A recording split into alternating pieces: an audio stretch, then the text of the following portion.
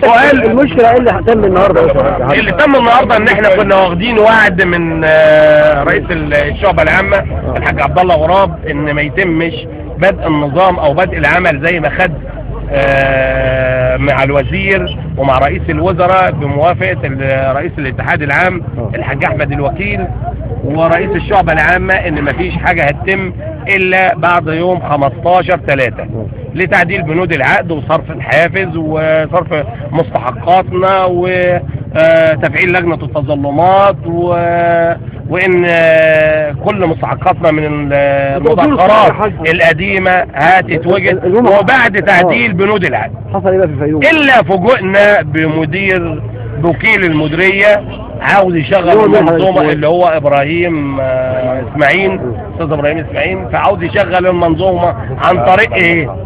عن طريق ايه؟ طريق عافية.